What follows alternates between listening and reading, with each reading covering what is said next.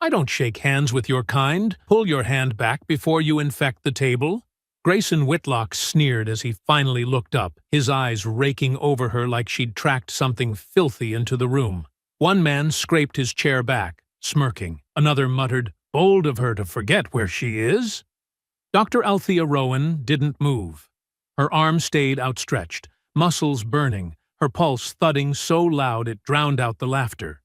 She swallowed the taste of humiliation and kept her face still, even as every instinct screamed at her to react. They had no idea they were ridiculing the woman who controlled $3 billion, money that would decide whether their empire survived past nightfall. Before continuing, comment where in the world you are watching from, and make sure to subscribe, because tomorrow's story is one you can't miss. Dr.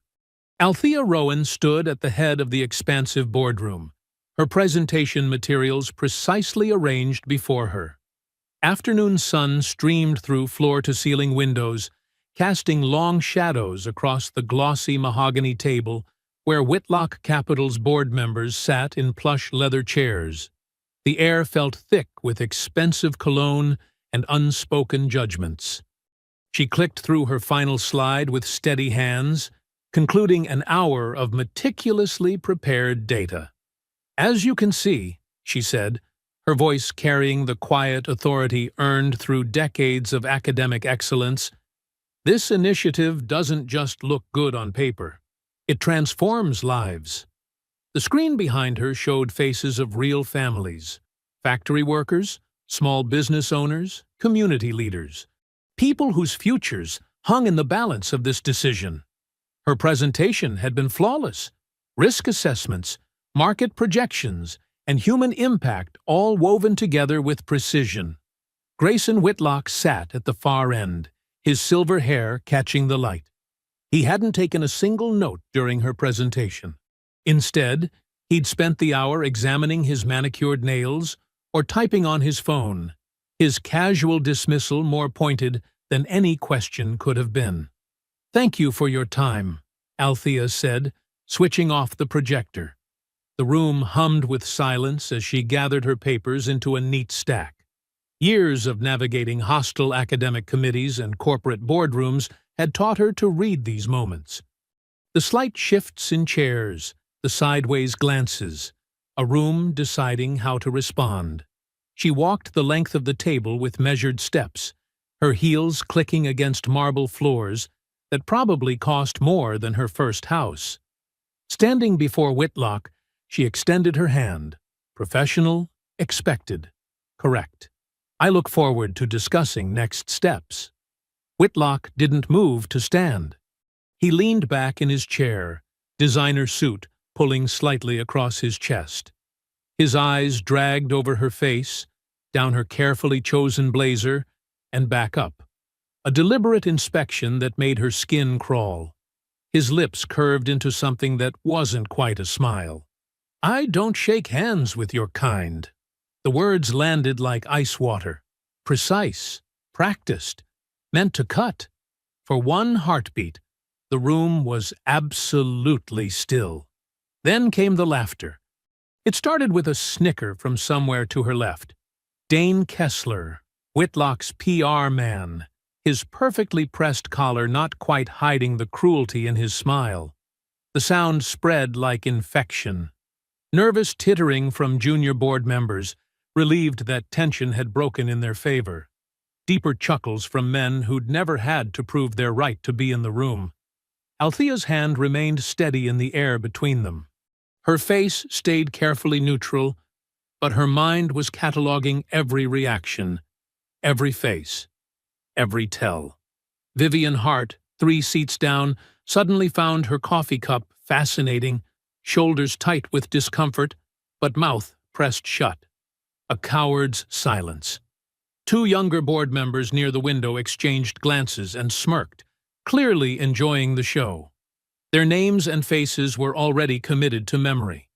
"She should be grateful she's even here," muttered someone behind her, just loud enough to be heard, just quiet enough to claim deniability. Whitlock's smirk deepened, satisfaction rolling off him in waves. He'd done this before. He'd do it again. Men like him always did. Elaine Mercer cleared her throat, rustling papers with manufactured urgency. "Well," she said, voice pitched for peacekeeping, "we certainly appreciate your comprehensive presentation, Dr. Rowan." Her smile was brittle, professional, complicit. "Perhaps we should move on to discussing the technical details in a smaller working group?" The laughter faded to scattered chuckles. Several board members straightened papers or checked phones, already dismissing the moment, and her, from their minds. Althea felt the familiar weight settle in her chest. Not anger. She'd learned long ago that anger was a luxury she couldn't afford in rooms like this.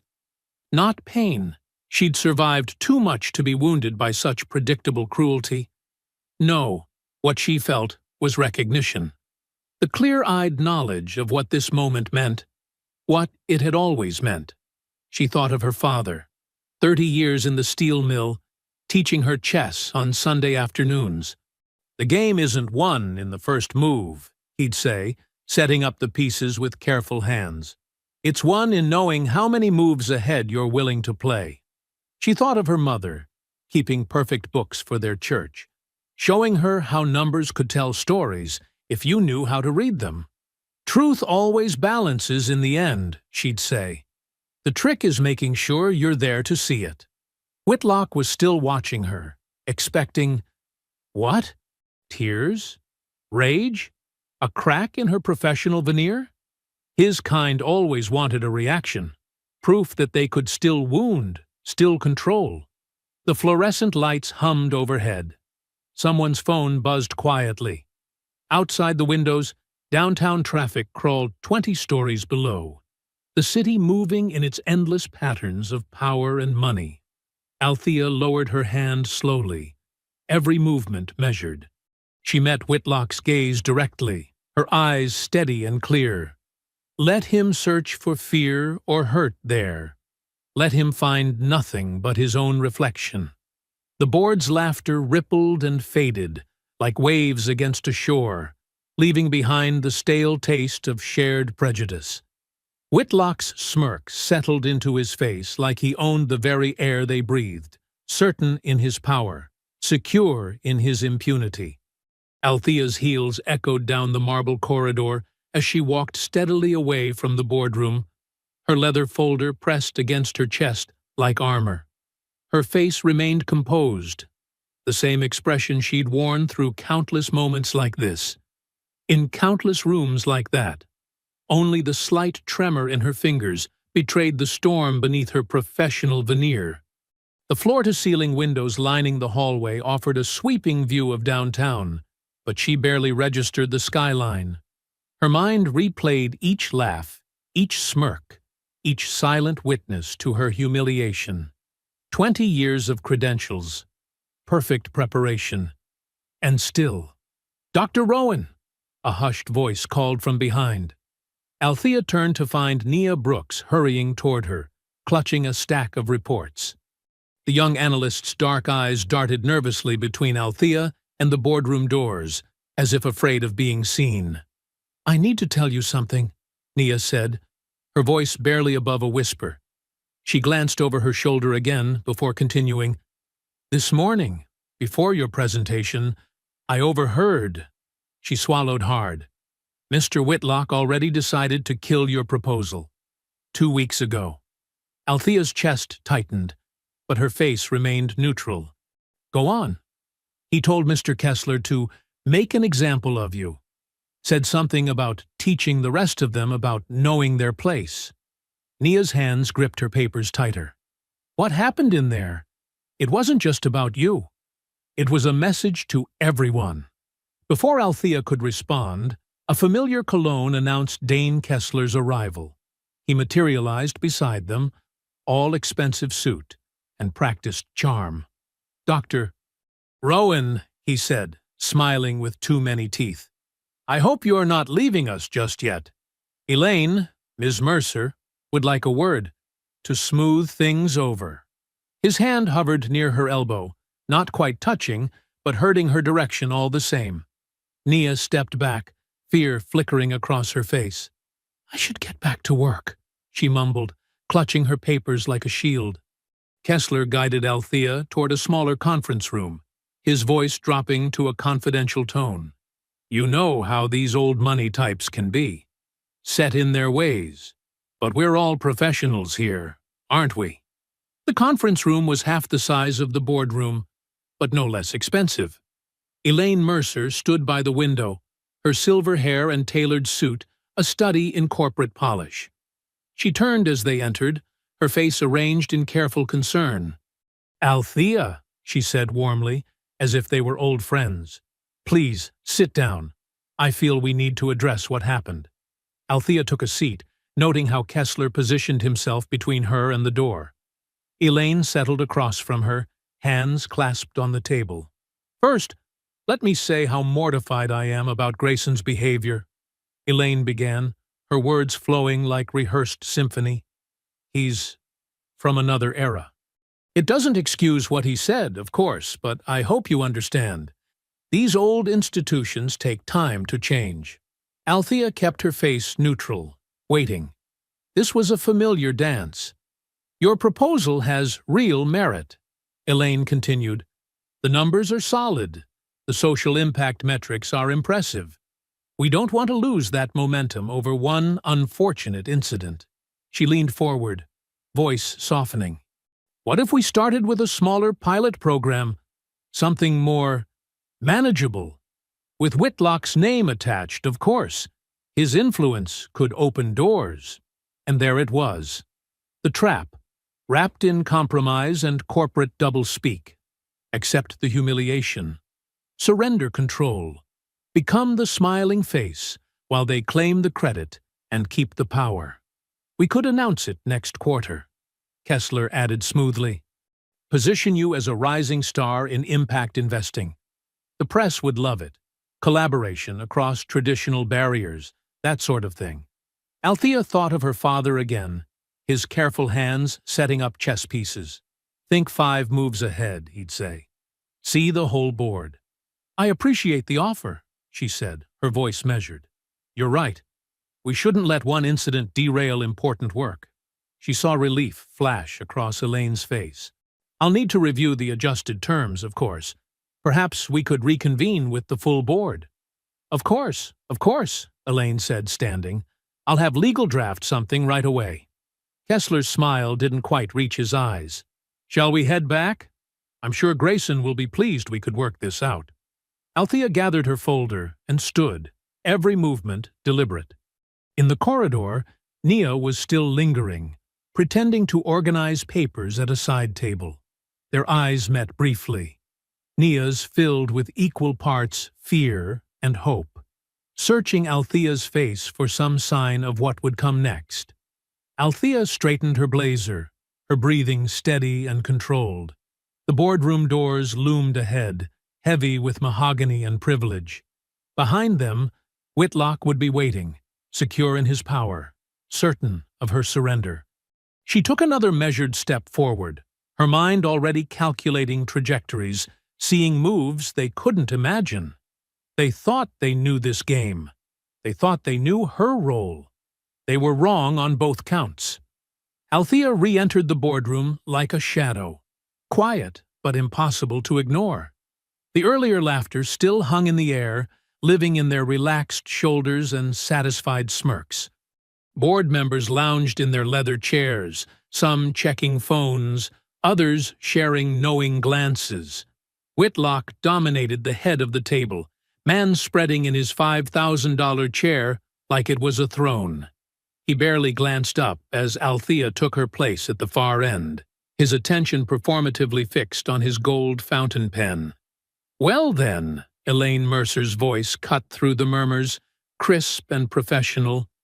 "Shall we resume our discussion of the proposal's technical aspects? I believe we were examining the quarterly disbursement schedule. Actually," Althea's voice was soft but carried effortlessly across the polished table, "I have a question for the board, if I may." Several heads turned, surprised by this deviation from their expected script. Whitlock's pen paused mid-signature, though he didn't look up. Of course, Elaine said, her smile tightening at the corners. I'm curious, Althea continued, her tone conversational. Does this board fully understand who controls the sovereign impact bonds currently stabilizing Whitlock Capital's liquidity pipeline? The question landed like a stone in still water. Ripples of confusion spread across faces. Vivian Hart's perfectly manicured fingers stopped their nervous tapping. Dane Kessler's pen froze above his notepad. I don't see how that's relevant to... Elaine started. I represent a coalition, Althea continued, her voice gaining strength but never losing its professional edge. A carefully structured alliance of pension funds, labor trusts, and church investment groups. Together with our international partners, we control $3 billion in committed capital. Now Whitlock looked up, his previous smugness cracking slightly around the edges. More specifically, Althea reached for her leather folder. We control the exact $3 billion your firm has been using to maintain its position in several key markets. She withdrew a single document, including the Henderson merger you announced last week. The temperature in the room seemed to drop 10 degrees. A board member near the middle, someone who had laughed particularly loud earlier, shifted uncomfortably in his seat. Our coalition, Althea continued, sliding the document forward, has very specific requirements for ethical governance and community oversight. Requirements that were clearly outlined in the original agreement. Her fingers released the paper, letting it drift across the glossy surface. Requirements that recent events suggest this board no longer meets. Dane Kessler snatched the document before it could reach Whitlock. His eyes scanned the first page, then widened. This is a notice of immediate withdrawal, Althea finished for him, already signed by 6 of our 9 principal partners. Vivian Hart's face had gone pale, her hand reaching unconsciously for her water glass. She knew exactly what this meant. They all did. Without that liquidity backbone, at least 3 major deals would collapse. The Henderson merger alone would implode, taking millions in fees with it. This is absurd. Whitlock's voice had lost its earlier smoothness. You can't possibly have the authority to... I'm the lead architect of the coalition, Althea said simply. I structured the original partnership framework. My signature carries the full weight of our combined positions. She kept her hands flat on the table, steady and sure. Would you like to see the documentation? A younger board member started furiously typing on his phone, probably trying to verify her claims. Elaine's professional mask had cracked, showing the panic underneath. Now, let's not be hasty. Kessler attempted to recover, his PR instincts kicking in. I'm sure we can... $3 billion, Althea repeated, each word distinct and heavy. Currently backing 16 active positions across your portfolio. Would you like me to list them? The silence in the room grew thick enough to touch. Gone was the laughter, the comfortable superiority, the casual cruelty. Now there was only the sound of rapid breathing and the faint hum of air conditioning. The withdrawal notice takes effect in 48 hours, Althea continued into that silence, unless specific conditions are met. She finally allowed herself to look directly at Whitlock, holding his gaze with the steady patience of someone who had waited decades for this moment. Would you like to discuss those conditions now? Whitlock's face had transformed, the smirk replaced by something approaching fear. His complexion had gone from ruddy to ashen, beads of sweat appearing at his hairline. The hand holding his gold pen trembled slightly. The boardroom's windows stretched from floor to ceiling, offering a panoramic view of the city below. But no one was admiring the vista now. Every eye was locked on the document in front of them, the paper that proved their assumed power had been built on borrowed strength. Vivian Hart was the first to truly understand. She looked at Althea with new eyes, not with respect exactly, but with the dawning horror of recognition. She saw now what they'd all missed. The quiet woman they'd dismissed had been holding the sword over their heads all along. The silence stretched, becoming louder than any laughter could ever be. Althea remained still, her breathing calm, her posture perfect. She didn't need to speak. The numbers spoke for her. 3 billion reasons why no one was laughing now. The boardroom emptied in waves of panic and hushed whispers. Junior members fled first, clutching phones and tablets. Senior directors huddled in tense clusters, their faces tight with calculation. Through it all, Althea stood unmoved, a center of calm in the storm she'd unleashed. Elaine Mercer's heels clicked rapidly across the marble floor. "Dr. Rowan, please." Her hand caught Althea's elbow. "My office, now." Behind them, Whitlock's voice boomed. "Tell her I want to speak to her man-to-man. Immediately." The private office was all glass and chrome, with views that probably cost more than most homes. Elaine shut the door with trembling fingers, her composed facade cracking. "You have to understand," Elaine began, pacing behind her desk. "This isn't just about today. This is thousands of jobs, dozens of projects. Real people will be hurt if you do this." Althea sat perfectly still, hands folded in her lap. Real people are already being hurt. Every day, by decisions made in that boardroom. "We can fix this," Elaine pressed. "I'll personally oversee a complete diversity review. Mandatory sensitivity training for everyone, especially Grayson. A new initiative for—" "No." Althea's voice was quiet but final. "No more symbolic gestures. No more committees that meet twice and disappear. No more training sessions where people learn new words, but keep the same hearts." Elaine sank into her chair. "Then what do you want?" "Structural change." Althea pulled out a document, clearly prepared in advance. Whitlock removed from all decision-making positions. Full transparency on investment criteria. Community oversight seats with real voting power. Written accountability measures with teeth. That's... Elaine's voice faded. She looked suddenly older, the weight of something heavy settling on her shoulders. "Impossible?" Althea finished. "Or just uncomfortable? You don't understand." Elaine leaned forward, lowering her voice. "Grayson isn't just a board member. He's—" She glanced at the door. "He knows things. About everyone. He has connections we can't afford to lose. The board isn't loyal to him. They're afraid of him." The door burst open. Whitlock filled the frame, his face dark with rage. Dane Kessler slipped in behind him like a shadow, tablet already in hand. "You think you're clever?" Whitlock's voice was low, dangerous. "You think because you've got some paperwork and borrowed power, you can come in here and threaten me?" Althea didn't stand, didn't raise her voice. "This isn't a threat, Mr. Whitlock. This is consequences." "Consequences!" He barked a harsh laugh. "Let me tell you about consequences. By tomorrow morning, every financial paper in the country will be questioning your competence.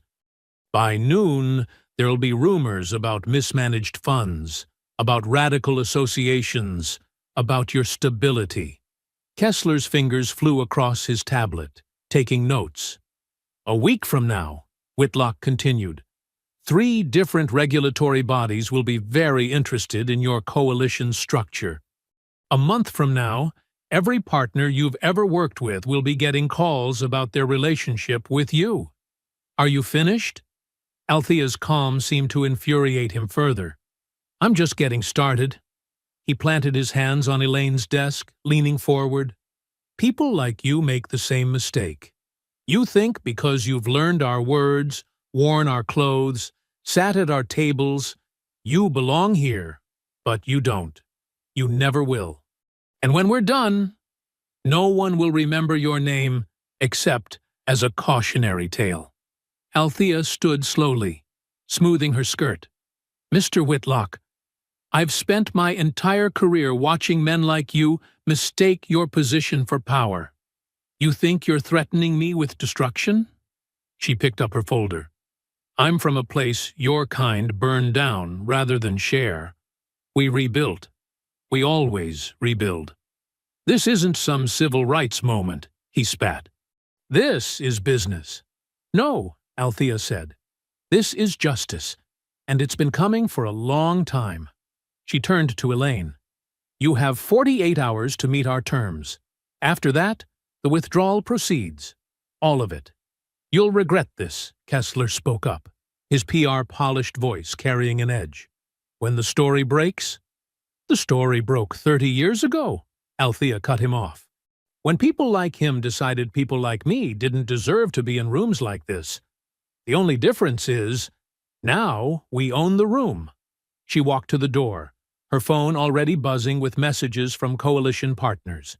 Each text asked the same questions. What happened? Are we holding the line? The elevator ride down was silent. Security guards watched her cross the lobby, their expressions uncertain. Someone had clearly called ahead about her.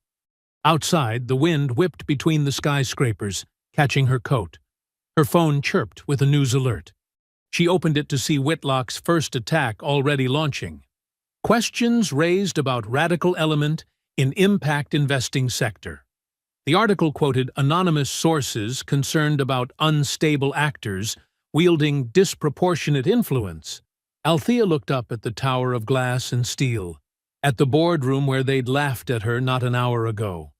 The same window where Whitlock now probably stood, thinking he could still win this fight the old way, with money and fear and carefully crafted lies. Her phone buzzed again. More coalition partners asking for direction, asking if they should stand firm. Dawn crept across Althea's kitchen, the pale light finding her still at her table, one hand curled around a cold cup of coffee.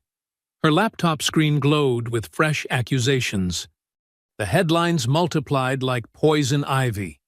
Controversial economist threatens major investment firm. Sources question radical activists' financial credentials. Market stability at risk from politically motivated attack.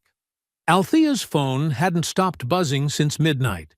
Each notification brought a new twist of Whitlock's knife. She clicked through the stories, noting how they all echoed the same carefully crafted phrases. Dane Kessler's fingerprints were everywhere. Sources close to the situation expressed concern about Dr. Rowan's emotional stability. She read aloud, tasting the calculated cruelty. Industry experts question whether personal grievances are being weaponized to manipulate markets. Her phone lit up again. Attorney Lillian Cho's name flashed on the screen. I've seen the coverage, Lillian said without preamble. They're following a classic playbook. First discredit, then isolate, then destroy. Althea rubbed her temples. They're painting me as an angry black woman with a vendetta. Because that's the easiest way to make people stop listening. Lillian's voice was steady, grounding. Whitlock's team will try to provoke you into saying something, anything, they can twist. One emotional moment, one angry word, and they'll blast it everywhere. They already think I'm angry. No, Lillian corrected. They need you to show it. Right now you're controlled, professional, fact-based. That scares them. They need you emotional, unreasonable, fitting their narrative. A text message popped up from Nia Brooks. They're telling everyone not to talk to you. HR sending weird emails about protecting company interests.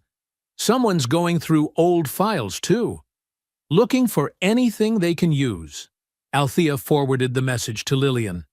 They're digging. Let them dig, Lillian said. We have nothing to hide, but we need to move fast. I'm drafting protective orders for our coalition partners. We need to... Another call beeped through. Reverend Samuel Price. Lillian, I need to take this. Can you send me those drafts? Already on it. And Althea? Remember, they want you to break. Don't give them what they want. Althea switched calls. Reverend Price. My phone's been ringing since sunrise. His deep voice carried decades of fights like this. Coalition partners worried about their reputations. Board members questioning if we should pull back. I need to know where we stand. The funding is solid, Althea said firmly. The mission is clean. Nothing they're saying changes that. Meet me at the church. 20 minutes. The historic black church stood proud against the morning sky, its brick walls holding generations of resistance. Reverend Price waited in his office, today's papers spread across his desk. Sit, he said, pointing to a worn leather chair. Now tell me what really happened in that boardroom. Althea recounted every detail. The presentation, the extended hand, Whitlock's words, the laughter. With each word, the Reverend's face grew darker. That hand wasn't just your hand, he said finally. When he refused to shake it, he was refusing to shake hands with every one of us who ever walked into a room where we weren't wanted. Every one of us who qualified twice over, but got half the respect. I know. Althea's voice was quiet. And that laughter? Reverend Price leaned forward. That wasn't just about you. That was about making sure everyone in that room knew their place, knew what side was safe to be on. Which is why they're trying to bury me now, Althea said. They need to show what happens when someone like me stands up. So, what's your next move? Althea pulled out her phone, showing him a document she'd been building since dawn. Truth, just truth. Every meeting, every email, every witness. A complete timeline showing the pattern, not just with me, but with everyone they've tried to silence. They'll call it a personal attack. Let them. The truth is personal. That's what makes it powerful. Reverend Price studied her face. You haven't slept. Can't sleep. Too much to document. He nodded toward his office door. Sister May keeps cots in the community room for folks who need rest during hard times. Take an hour. Clear your head. The fight will still be here. I can't. You can. And you will. His tone brooked no argument. You're no good to anyone running on fumes and fury. Althea's phone buzzed again. More headlines, more attacks. Reverend Price gently took it from her hand. 1 hour, he said. Then we'll look at your timeline. Make sure every fact is solid. Every witness is ready.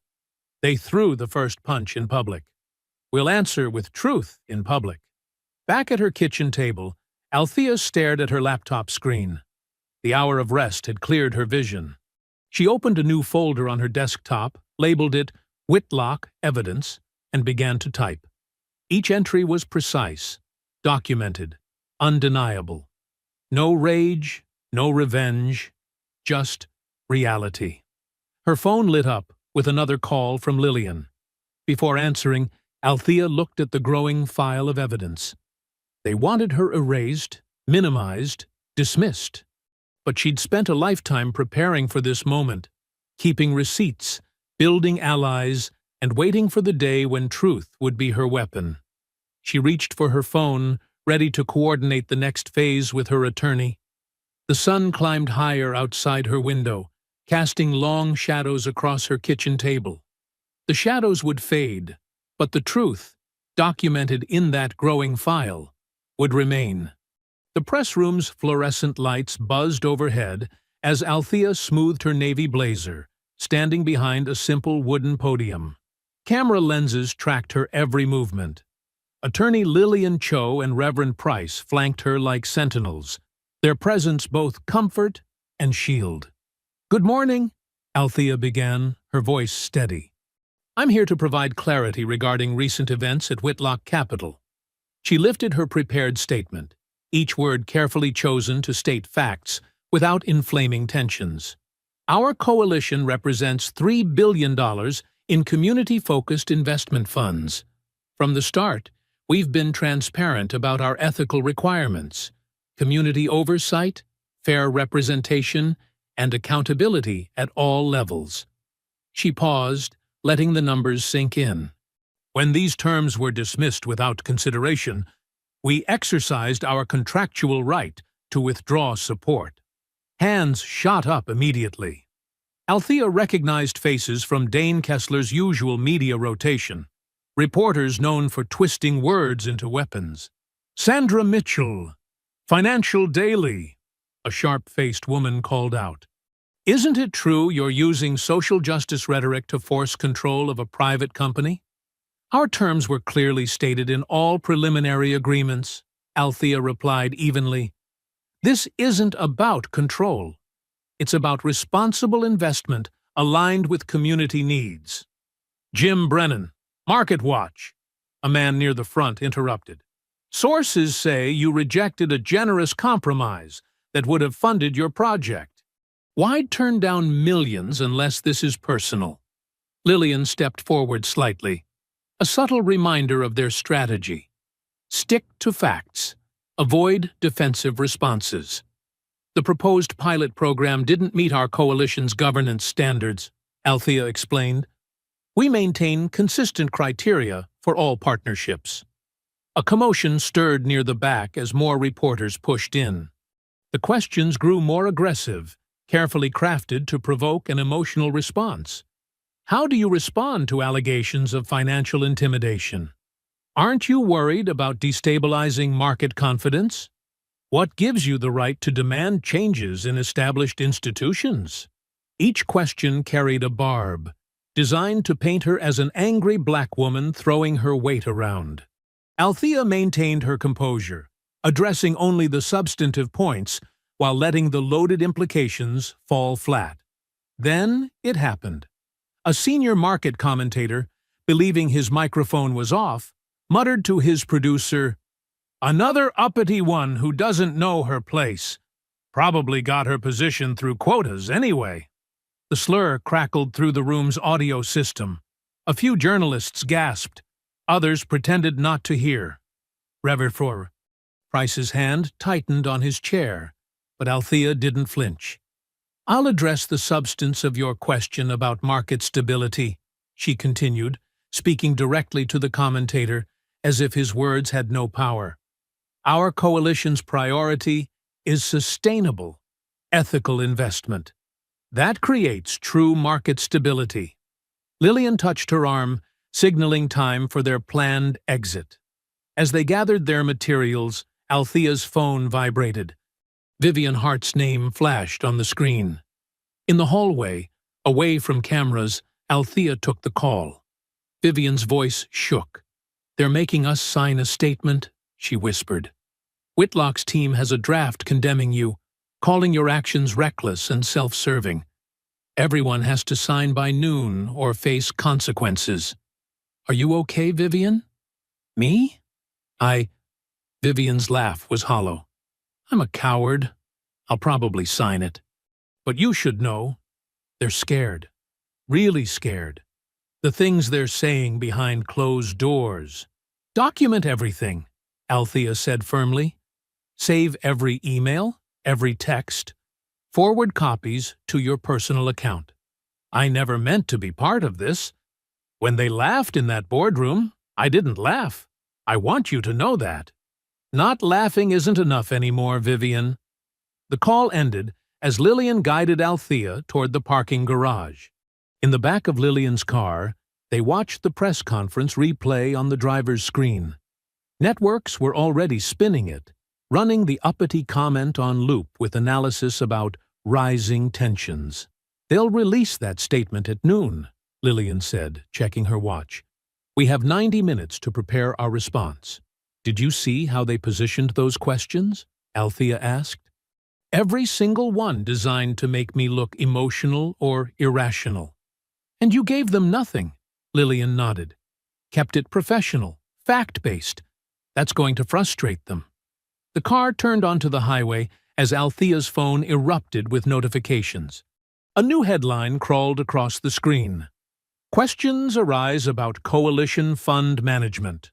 Fraud concerns surface." Beneath it, her photo, stern, unsmiling, perfectly professional, seemed chosen to reinforce their narrative of an angry black woman causing trouble. The same image appeared on 3 different channels, each with a variation of the fraud allegation. "Right on schedule," Lillian said grimly. "They're laying groundwork for the board statement. First discredit you, then present a united front against you.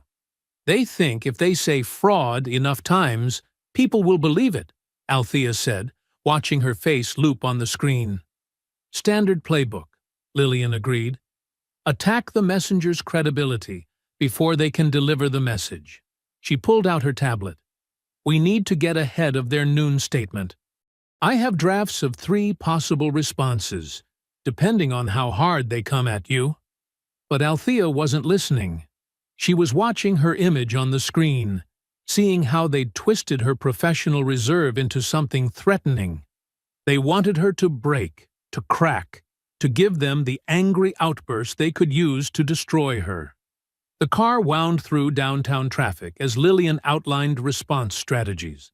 Outside, digital billboards flashed financial headlines. Inside, Althea felt a clarity she hadn't expected. They thought they were breaking her.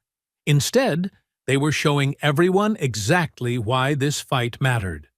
The coffee shop buzzed with afternoon chatter, but Althea noticed how Nia's eyes darted to each new customer entering. They'd chosen the corner table strategically. Backs to the wall, clear view of both exits. Nia clutched her laptop bag close, knuckles white against the brown leather. "I had to use my personal email," Nia whispered, sliding a USB drive across the table. "They're monitoring everything internal now, even printer logs." Althea palmed the drive smoothly, tucking it into her blazer pocket. "Are you okay? Are they watching you specifically?" "They're watching everyone." Nia's coffee sat untouched, growing cold. "Dane Kessler sent an all-staff memo this morning. Anyone with relevant information about past projects should report directly to his office." She pulled out her phone, showing Althea the message. "But look at the attachment name. It's a tracking file. Opens differently for each recipient." "Smart catch," Althea said softly. "What else?" Nia glanced around again before continuing. "They have a spreadsheet. Color-coded targets in your coalition. Green for pressure points identified, yellow for approach in progress, red for resistant." She swallowed hard. "There are names next to each entry. Personal details, family connections, financial weaknesses. Did you copy it?" "Everything I could access." "But Althea..." Nia leaned closer, voice barely audible. "They're pulling badge records going back 6 months. Cross-referencing security footage. Anyone who talked to you, met with you, even rode the elevator with you. They want names." "Are people coming forward?" "Some. They're scared. Marcus in accounting, remember him? His wife just had a baby. This morning he told Kessler about a lunch meeting you had with the pension fund representatives last year." Althea nodded, understanding. Fear was a powerful tool, and Whitlock's team wielded it expertly. The bell above the door chimed. A man in an expensive suit entered, making a show of checking his phone while scanning the room. His eyes locked onto their table for a beat too long.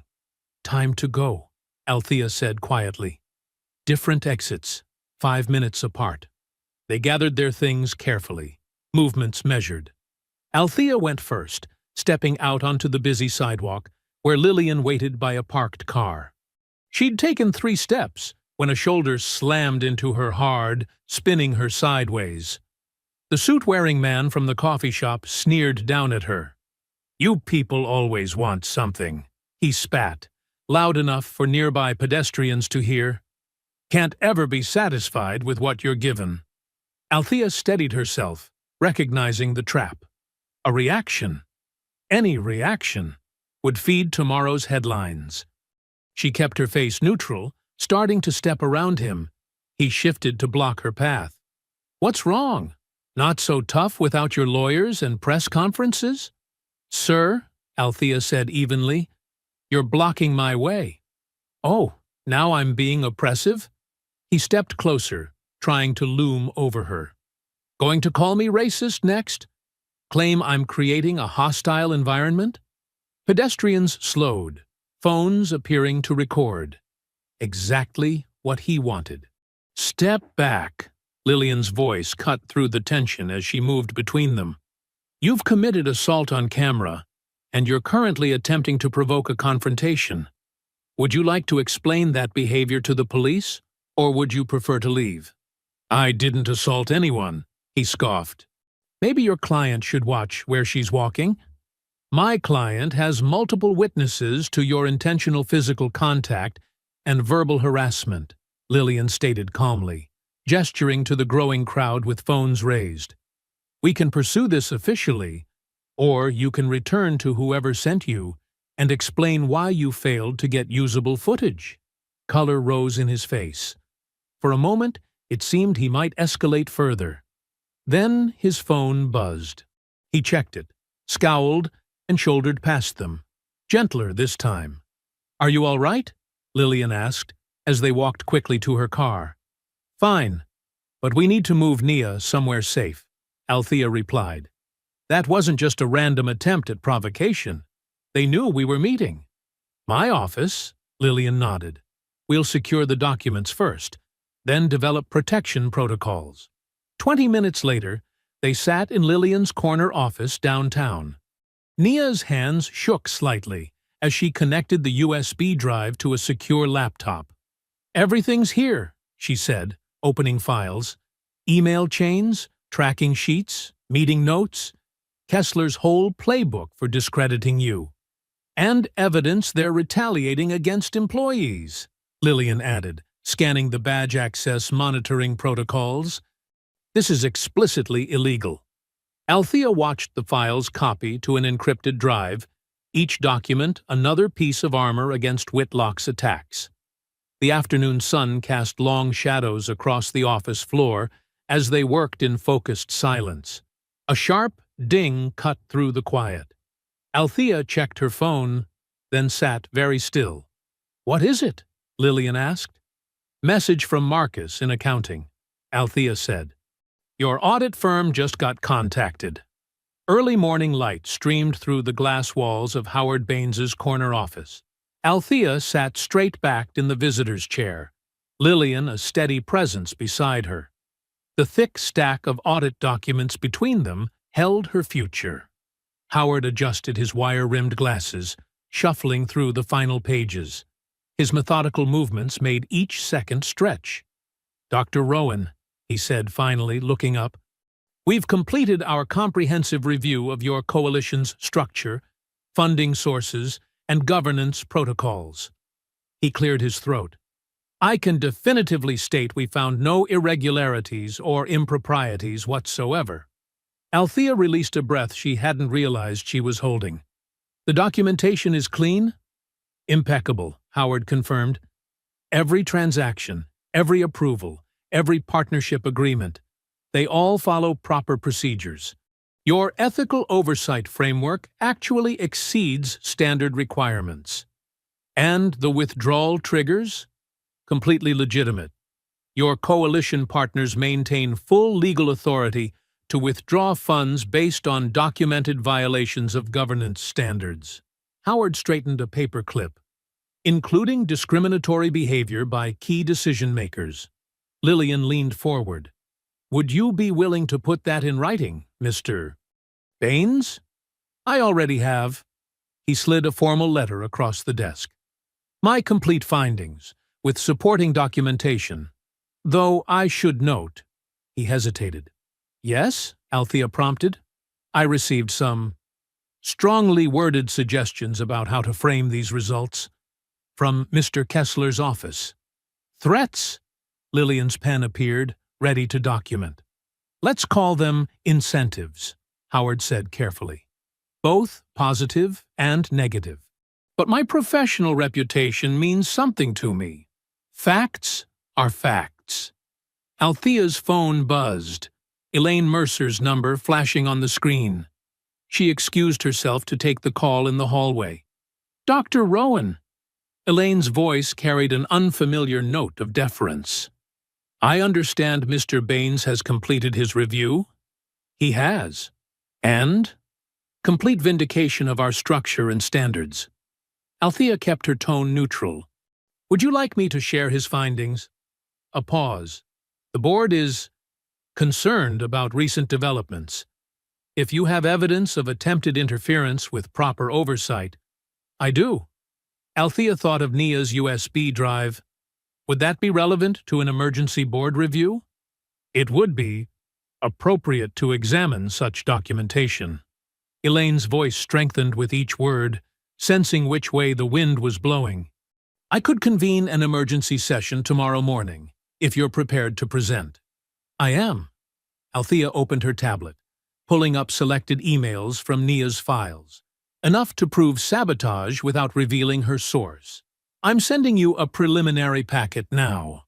Note particularly the highlighted sections about coordinated pressure on financial partners. She heard Elaine's sharp intake of breath. This is concerning. Very concerning. I thought it might be. The board will need to address this immediately. Elaine's tone shifted to almost conspiratorial. Between us, Dr. Rowan, Whitlock's behavior has become a liability. These documents could help us make necessary changes. I'm glad we agree on the necessity of accountability, Althea said evenly, refusing to be drawn into alliance with someone who had laughed at her humiliation days ago. Back in Howard's office, Lillian was already scanning financial news on her phone. Stocks down 4% on rumors of the audit results, she reported. Trading volume spiking. Althea nodded. Elaine's calling an emergency board review for tomorrow morning. They smell blood in the water. Speaking of blood, Lillian held up her phone, showing a news site. On screen, Althea's press conference played, but chopped and spliced, making her measured statements sound angry and threatening. Dane Kessler's digital fingerprints were all over it. Let them play their games, Althea said. We have facts. They spent the next hour reviewing documents with Howard, building an airtight presentation for the board. Every number checked, every claim supported, every violation documented. Howard's signature carried weight. His reputation for meticulous accuracy was well known in financial circles. By late afternoon, even Bloomberg had adjusted its coverage, running headlines about a power struggle rather than fraud allegations. The market was betting on change at Whitlock Capital. Althea and Lillian relocated to a hotel near the board offices to prepare for morning. They commandeered the suite's dining table, spreading documents in careful order. Audit results, internal emails, partnership agreements, withdrawal authorizations, each piece positioned for maximum impact.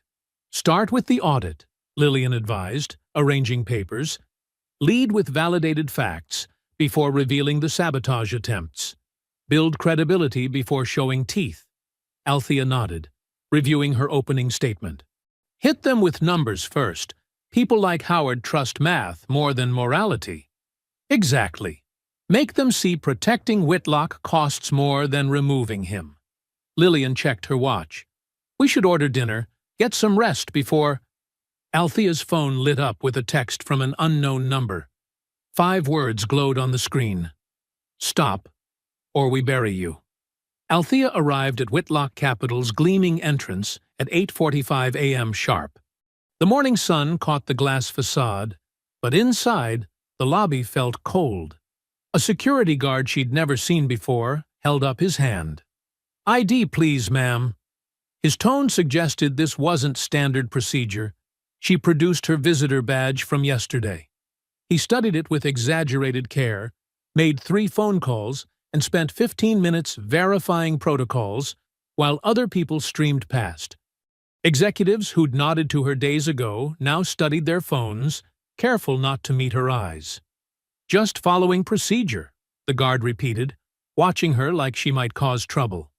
Althea stood perfectly still, her briefcase heavy with Howard's audit report and supporting documents.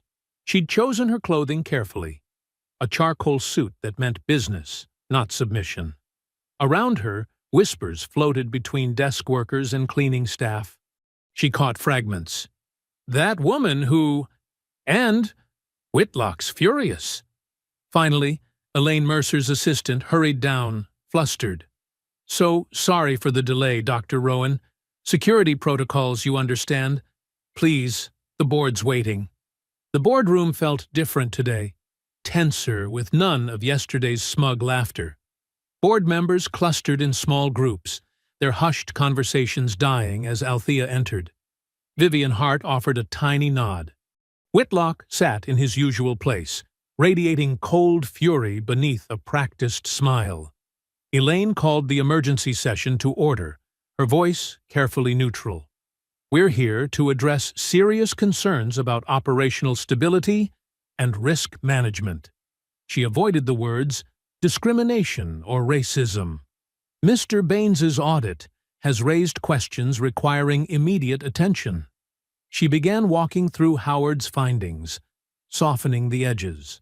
Where Howard had written clear violation of ethical governance standards, Elaine said procedural inconsistencies. Where he documented systematic exclusion, she said communication gaps. Still, the numbers were undeniable.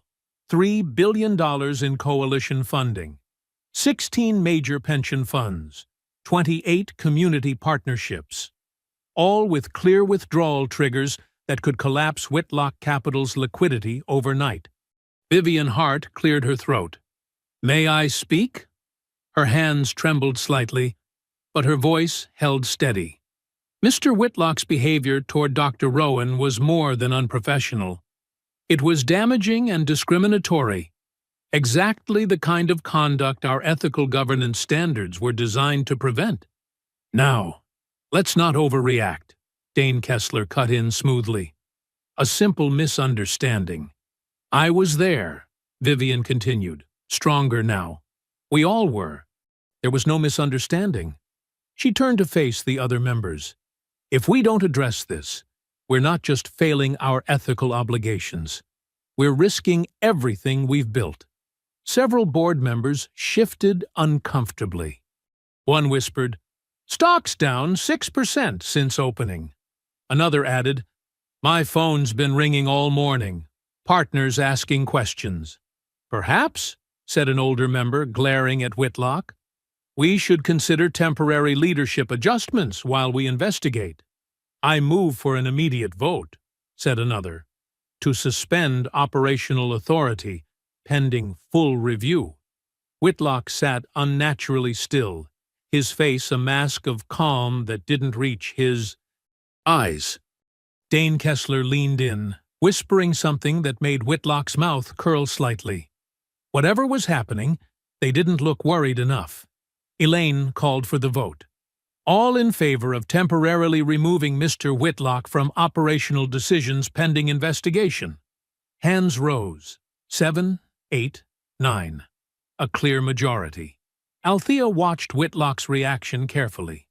He looked satisfied, like a man who'd already won. Something was wrong. Althea reviewed Howard's report in her mind, comparing it to Elaine's presentation. There was a key section missing, the part about systematic interference with previous community initiatives. Why would Elaine skip the strongest evidence? "We'll take a brief recess," Elaine announced, "to prepare the formal notification." Board members filed out, some looking triumphant, others nervous.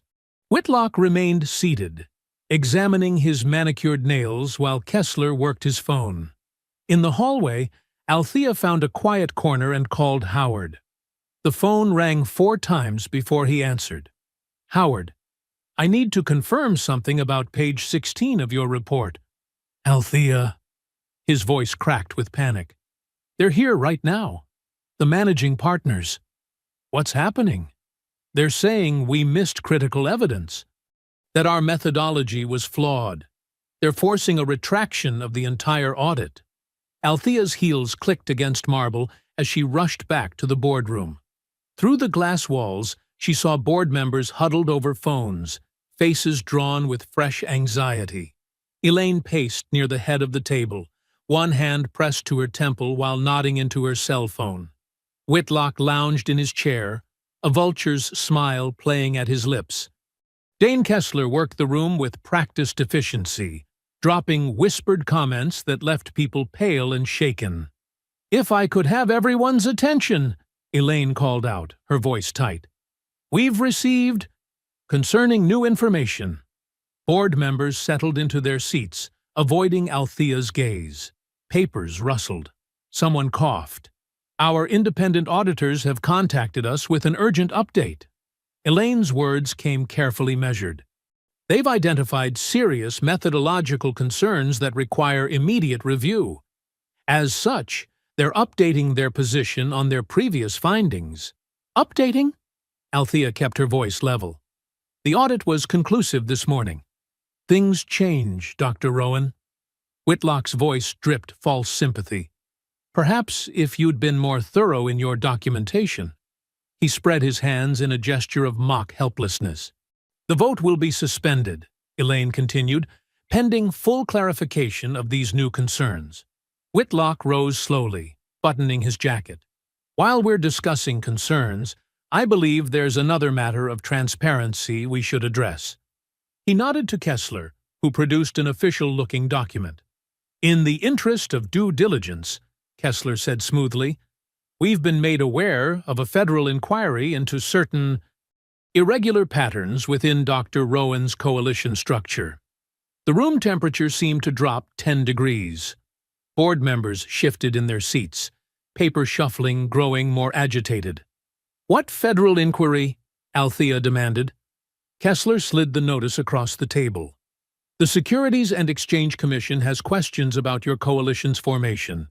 Specifically, about potentially coercive practices used to gather vulnerable community partners." "That's absurd," Althea said, scanning the document. The language was real but vague, the kind of preliminary fishing expedition that could be triggered by an anonymous tip. "Is it?" Whitlock's voice carried to every corner. "You've made quite a show of your power over these communities, Dr. Rowan, threatening to withdraw funding, demanding special treatment."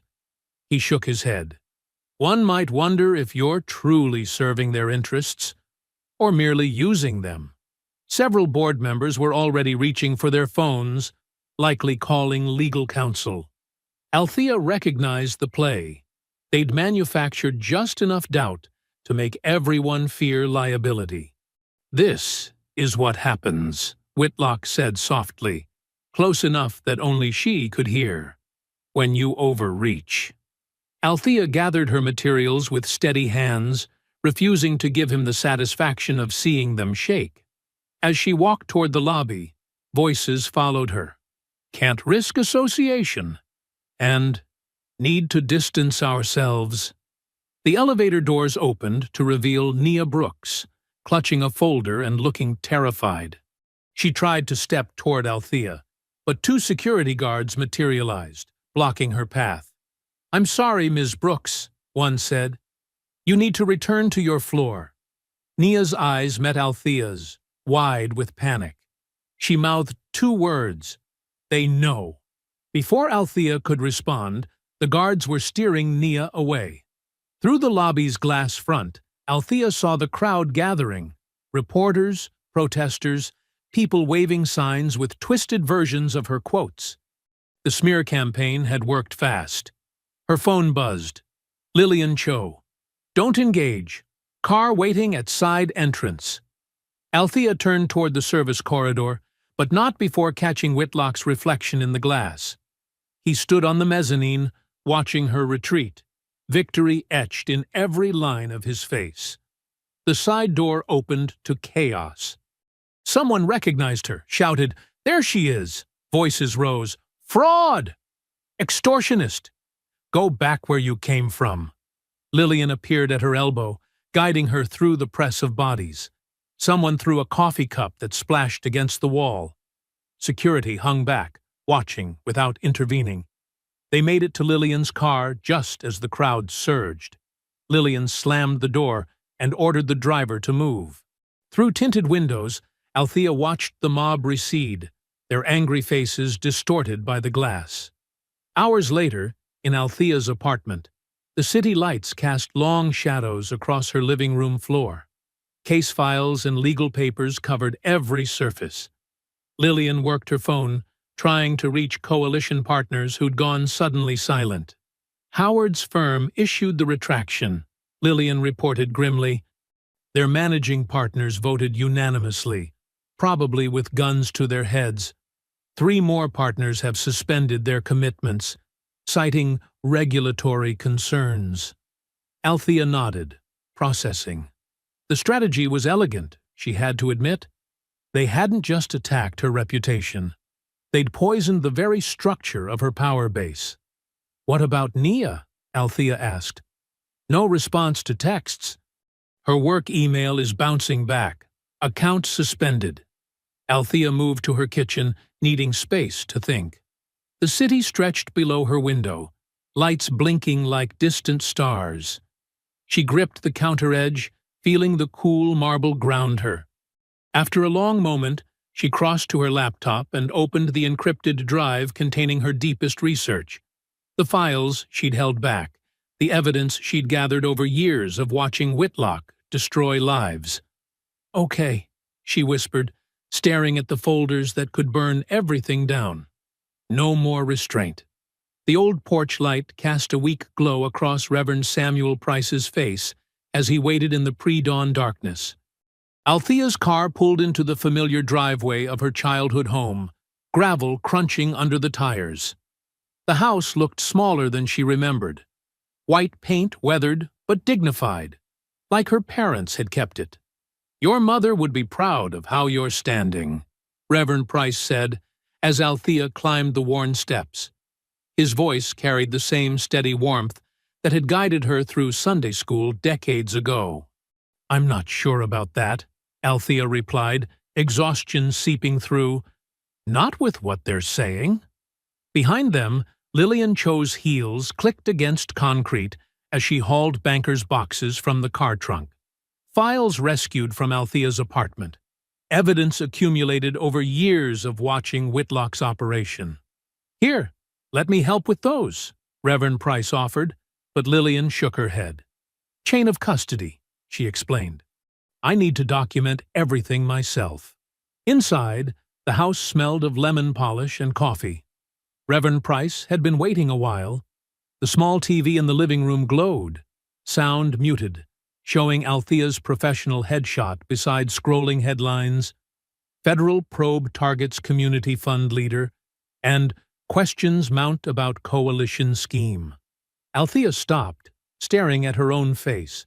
Here, in the house where her parents had taught her dignity couldn't be taken, only surrendered. The humiliation cut deeper. "Mrs. Turner next door called," Reverend Price said quietly.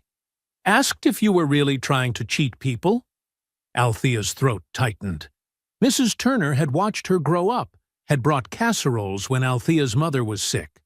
"It's a coordinated attack," Lillian said, setting down the boxes. "That federal inquiry notice? It wasn't properly served. No case number, no official channels, just appeared out of nowhere right when they needed it."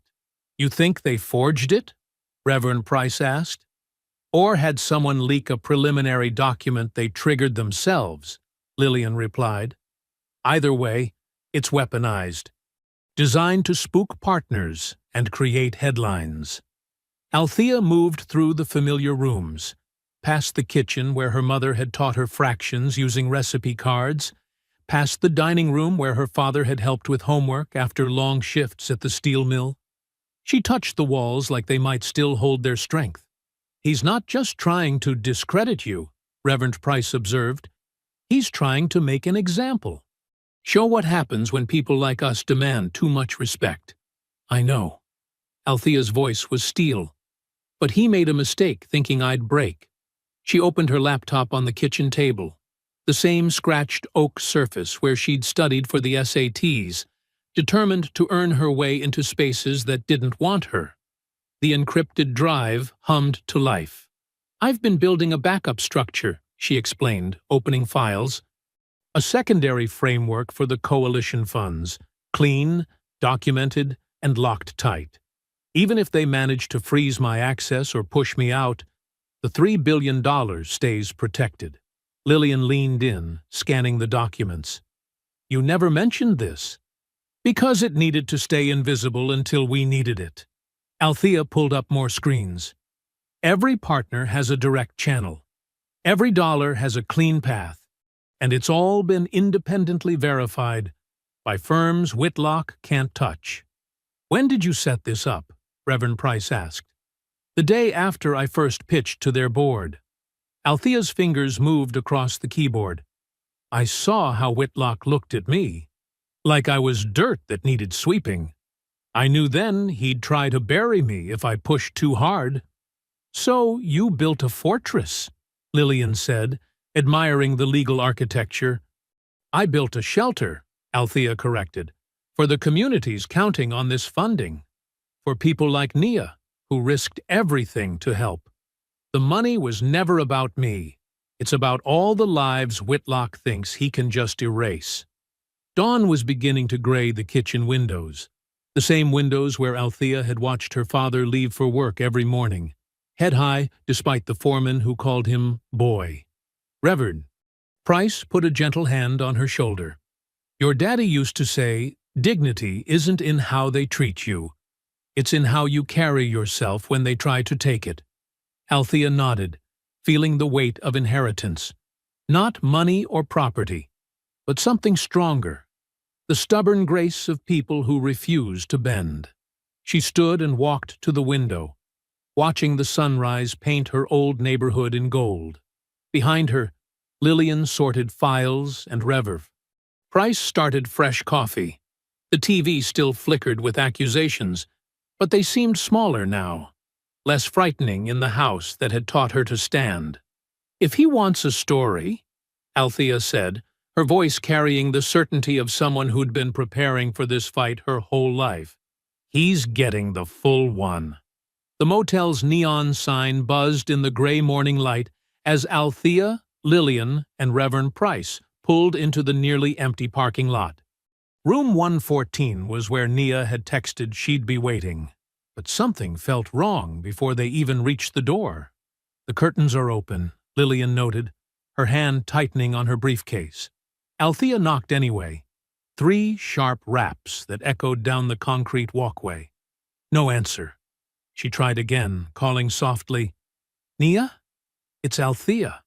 A door creaked open 2 rooms down, just enough for an elderly woman to peek out, then quickly shut it again. I'll check with the clerk, Reverend Price offered, already heading toward the office. Althea pressed her palm against the door, as if she could feel what had happened through the cheap wood. The room was silent. No TV noise, no shower running, no rustling movement. Should we call the police? She asked Lillian. Not yet. Lillian shook her head. If Whitlock has connections there, it could make things worse. Let's gather information first. Rever. Price returned with the clerk, a young man in a wrinkled uniform shirt who couldn't quite meet their eyes. She checked out, he said, fidgeting with his keycard scanner. About 3 hours ago. Checked out, or was made to leave? Lillian's voice carried an edge. The clerk's eyes darted to the parking lot. Look, I just work here, but there were some men in suits, very professional looking. Said they were from corporate security. Did they show identification? Althea demanded. I didn't. I mean, they seemed official. He swallowed hard. The young lady left with them. Voluntarily. She walked out on her own. After they what? Lillian pressed. Threatened her career, her safety? I don't know anything else. The clerk backed away. Please, I need this job. Althea understood his fear. She'd seen it spread through Whitlock Capital like a virus. But right now, her concern was Nia. She scanned the empty room through the window. Bed still made, no sign of a struggle, but a coffee cup knocked over on the side table. Dark liquid stained into the carpet. Over here, Reverend Price called from the parking lot. He pointed to a discarded keycard sleeve half hidden under a car, next to a crumpled receipt from the vending machine. Althea checked the timestamp. 4:17 a.m., less than an hour after Nia's last message. They know. Those two words haunted Althea now. She should have moved faster, protected Nia better. A dark sedan idled at the far end of the lot, its engine a low growl in the morning quiet. Lillian immediately pulled out her phone and started taking photos, clear shots of the license plate and tinted windows. The car peeled out, tires squealing on asphalt. "That'll be one of Kessler's watchers," Lillian said grimly. "He always uses contracted surveillance." "We need to move," Althea decided. Now. They drove back to her childhood home, using a winding route, checking constantly for tails. Althea's mind raced through scenarios, calculating moves and countermoves like the economist she was. Fear wouldn't help Nia.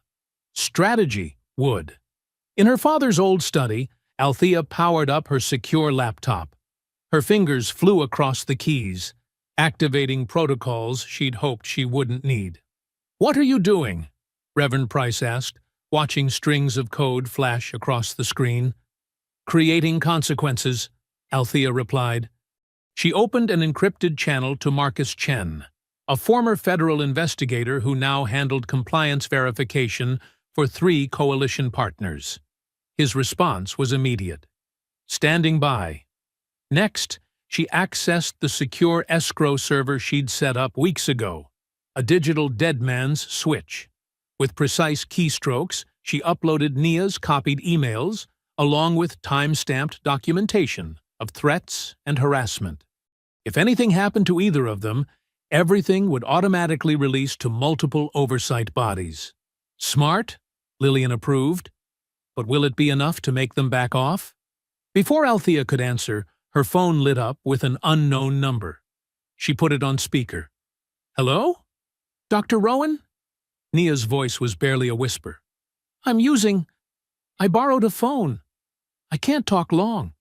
"Are you safe?" Althea fought to keep her voice steady. "They followed me from the motel. Kessler and 2 others. Cornered me in the stairwell." Nia's breath hitched. "They wanted the drive, all the copies. Said they knew about my mother's medical bills, my student loans, that they could make everything easier or much, much harder." "Did they hurt you?" "No, not physically. But Kessler," a shaky inhale, "he said he owns my future now. That no one would ever hire me after this." Lillian was already taking notes, documenting every detail.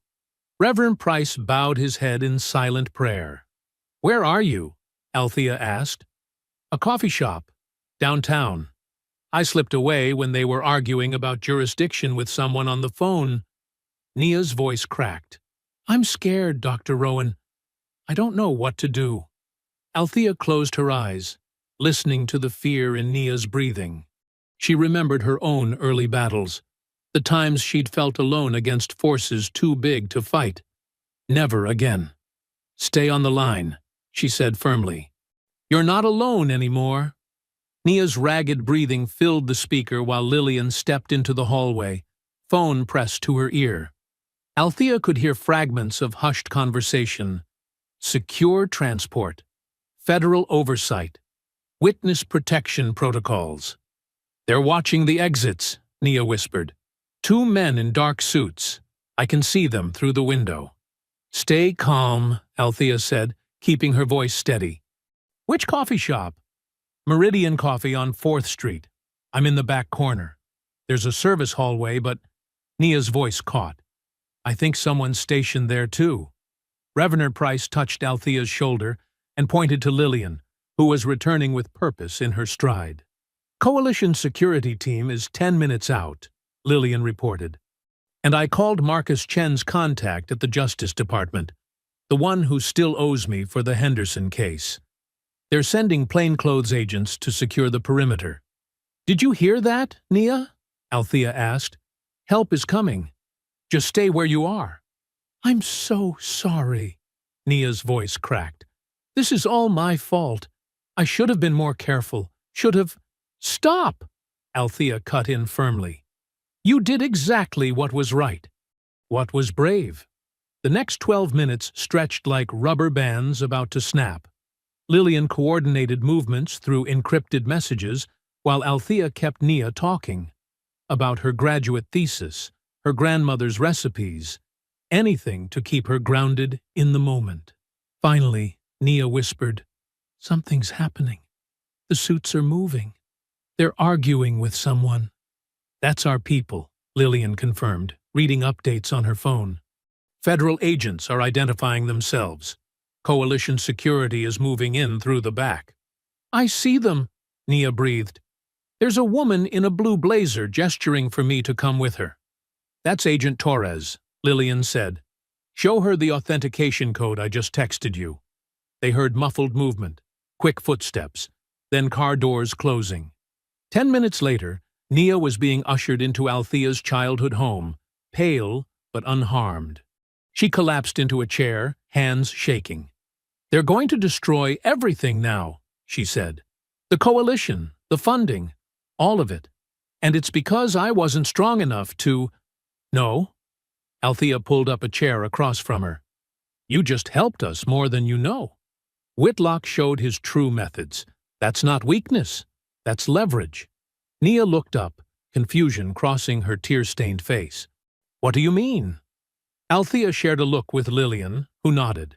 It's time to tell her. The coalition didn't really fracture, Althea explained. The partner who supposedly caved to pressure? It was a shell entity we created 6 months ago, knowing someone might try to break us apart. We needed Whitlock to believe he was winning so he'd get sloppy. You planned for this? Nia stared. Not the specifics, Althea admitted. But I've seen too many reform efforts die because they weren't prepared for retaliation. So we built in safeguards, tripwires, and honeypots. Her phone buzzed. Howard Baines calling. She put it on speaker. Dr. Rowan. Howard's voice was strained. I've documented everything. The threats, the pressure campaign, the specific demands for retraction. I have voicemails, emails through back channels, even a recording of the meeting where they outlined what would happen to my firm if I didn't comply. Send it all to the secure drop, Lillian instructed. We'll add it to the evidence packet. Already done, and— Howard hesitated. I'm sorry, I should have been stronger. You did exactly what we needed, Althea assured him. You created a paper trail of coercion. Another call lit up her phone. Elaine Mercer. Althea switched lines. They're calling an emergency session, Elaine said without preamble. Whitlock wants the board to sign a binding resolution permanently barring you and your coalition from any future involvement with Whitlock Capital or its subsidiaries. When? Tomorrow morning, 9 a.m. Elaine's voice dropped. He's unhinged, Althea. I've never seen him like this. He's threatening to destroy anyone who doesn't sign. Let him try, Althea said calmly. In fact, tell him I won't contest it. Let him believe he's won completely. After ending the call, she saw Nia's bewildered expression. But why? Why let them ban you?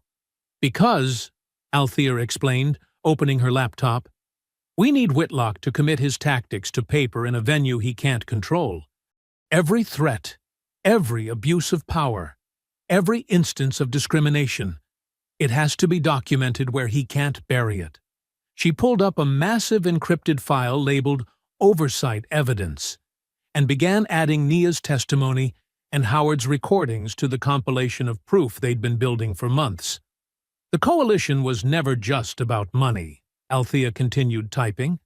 It was about exposing a system that runs on intimidation and exclusion. Sometimes you have to let them think they've won before you can show the world who they really are. Lillian's phone chimed with updates from their federal contact. Security teams were in position. Witness statements were being processed.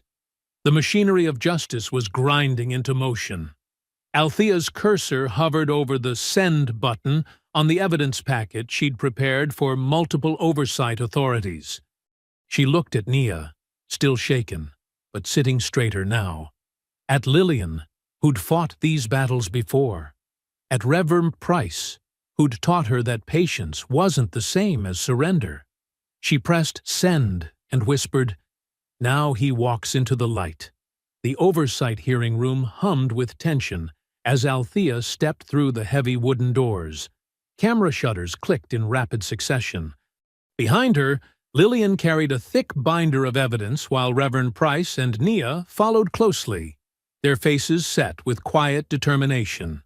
Whitlock was already seated at the respondents' table, radiating manufactured charm as he chatted with Dane Kessler. He caught Althea's eye and smiled, the same dismissive smile from the boardroom, now weaponized for the cameras. "Good morning, everyone," the committee chair announced, gaveling the room to order.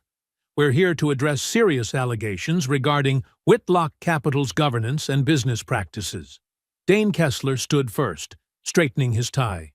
"If I may, Madam Chair, we'd like to express our deep concern about the financial disruption being caused by Dr. Rowan's unprecedented actions." His voice dripped with rehearsed sincerity. "Thousands of jobs are at stake. Pension funds are at risk. All because one person chose to weaponize diversity politics for personal gain." Whitlock nodded gravely, playing the concerned executive. Several plants in the gallery murmured on cue. "Dr. Rowan," the chair turned to Althea. "Would you like to respond?" "I would prefer to submit evidence in sequence," Althea said calmly. "Starting with this federal inquiry notice that was used to intimidate our partners." She lifted the document. "You'll notice several irregularities in the formatting and delivery method.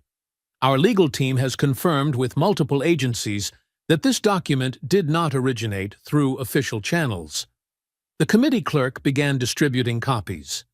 Kessler's performative confidence flickered. "Next," Althea continued, "I'd like to submit a series of threatening messages sent to coalition partners, along with voicemail recordings documenting explicit coercion attempts." She glanced at Howard Baines in the gallery. "The former head of our audit firm has provided sworn testimony about the pressure campaign to force a retraction." The room's temperature shifted. Committee members leaned forward, examining the transcripts with growing concern. Whitlock's smile became mechanical.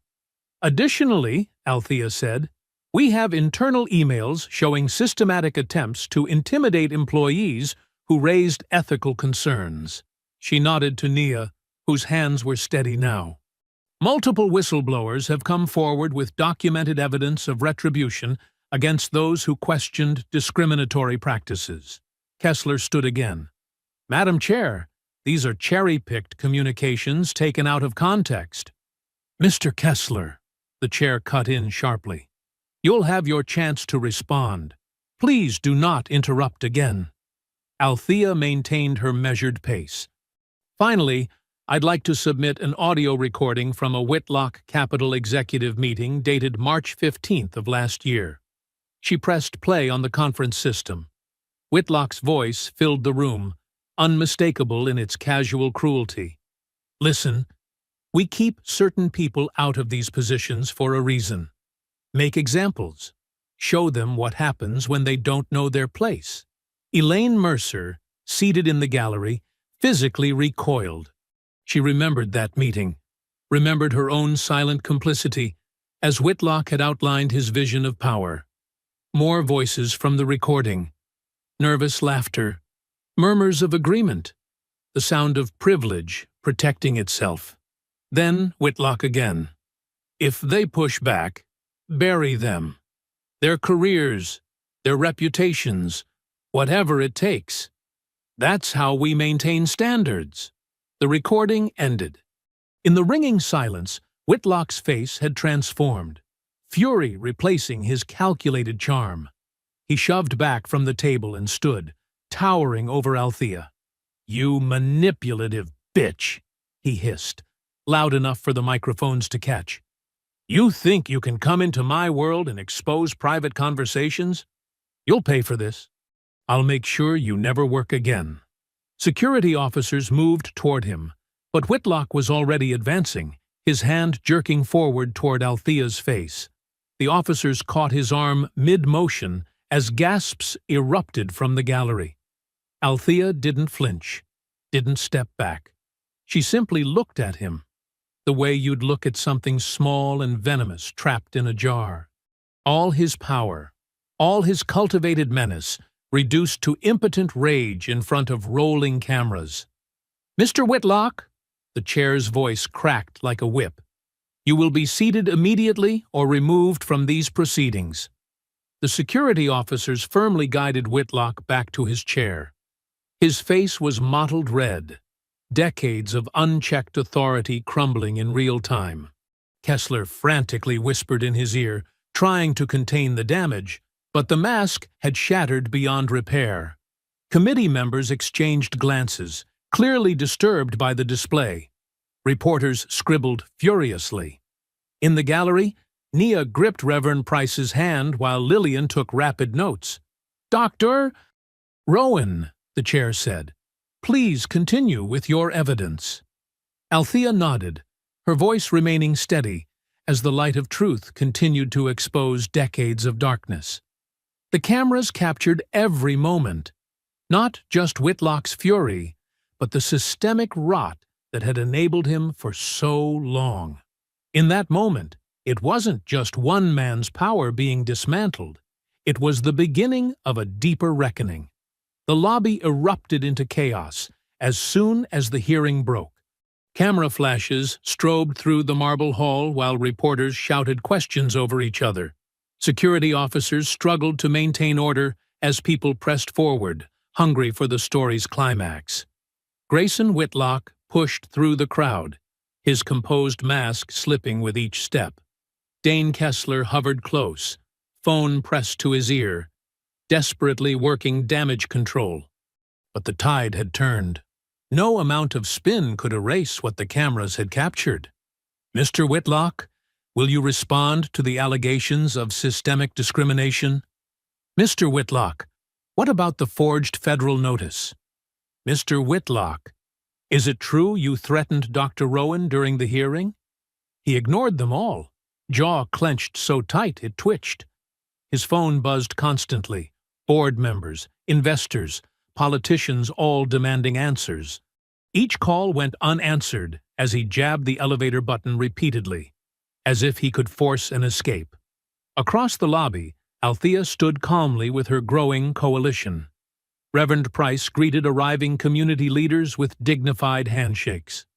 Union representatives nodded respectfully. Church trustees who'd trusted her vision smiled in quiet victory. Nia Brooks stood straighter now, fear replaced by vindication, as she watched her copied evidence reshape reality. "Dr. Rowan!" reporters called. "What happens to the $3 billion now?" Before she could answer, new figures entered through the main doors. 3 agents in dark suits approached Whitlock, badges gleaming. "Mr. Whitlock," the lead agent announced clearly, "we have a warrant for your arrest on charges of financial coercion, wire fraud, and obstruction of justice." The lobby fell silent. Whitlock's face drained of color. "This is ridiculous," he sputtered. "Do you know who I am? My lawyers will—" "Your lawyers have been notified," the agent cut in, producing documents. "The evidence chain is extensive and verified. Please place your hands behind your back." Dane Kessler tried to slip toward a side exit, but 2 more agents intercepted him. "Mr. Kessler, we have questions about your role in document forgery and witness intimidation as well." Lillian Cho stood near Althea, tablet in hand. "The evidence was structured precisely," she said quietly. "Every document authenticated, every timeline verified, every witness protected.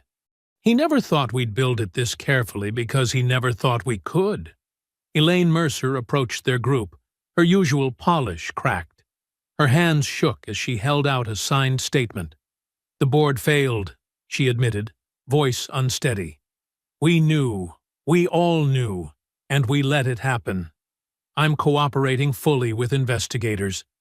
Maybe that helps reduce the charges. Maybe not. But I won't hide anymore. Whitlock struggled as the agents secured his wrists. This is a setup. She planned this. She trapped me. No, Mr. Whitlock, Althea said clearly, ensuring the cameras caught her words. You trapped yourself. Every threat, every slur, every act of retaliation. Those were your choices. I simply made sure they couldn't stay hidden. The agents began leading him toward the exit. Photographers surged forward, capturing the moment power lost its grip. Whitlock's snarl of impotent rage, his perfect suit wrinkled, his carefully crafted image shattered. Althea turned to her coalition partners. Now, she said, we build something better.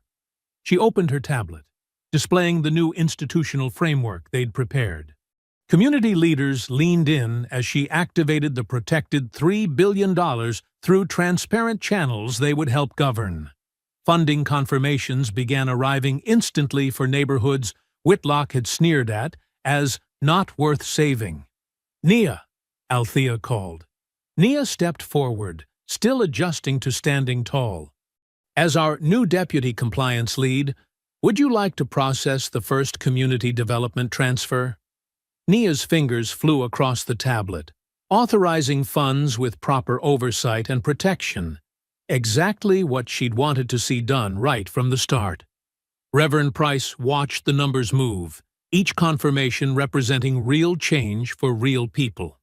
This is what justice looks like, he said softly. Not just punishment for wrong, but resources for right.